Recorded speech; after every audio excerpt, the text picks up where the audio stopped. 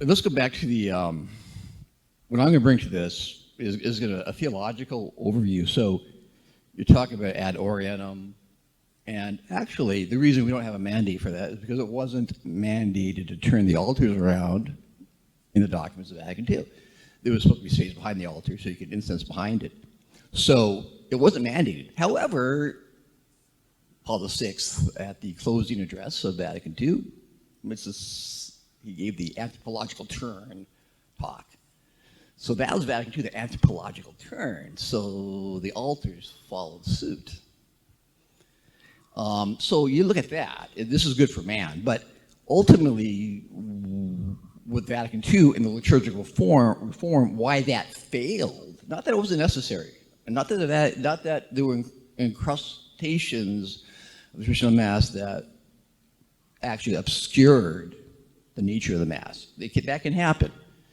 However, what was lost is this.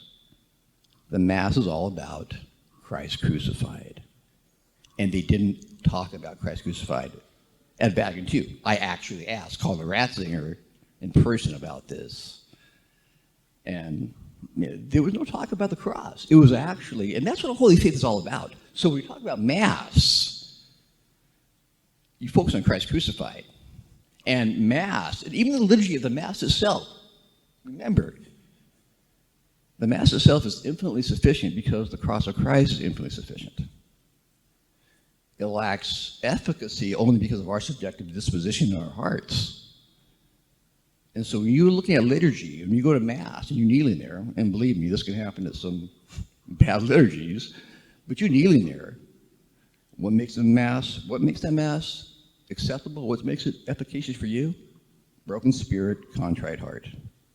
That's what Mass is about. So we can even get involved too much in liturgicalism, as Michael Warris says. The Mass is all about Christ crucified. So you kneel there, broken spirit, contrite heart. And if you want to know what my ideal Mass is, it's that. Kneeling in the shadows, saying my rosary, crying. And that's why I don't give the sign of peace unless I had to argue with my wife, and then she asked her to forgive me, give her a kiss. But that's it, a broken spirit, contrite heart. That's who you want to be. So don't lose sight of what the Mass is all about. It's the unbloodied sacrifice of Christ. Christ nourishes us. Be there like St. John the Beloved with your head on his breast, broken. He's nourishing us in such a beautiful way so that we can add the blood in our lives. And again, it's about you going home. That's where you embrace Christ crucified. That's where you add the blood. That's where you bring the Mass to its full efficacy. Right. And the living God of the universe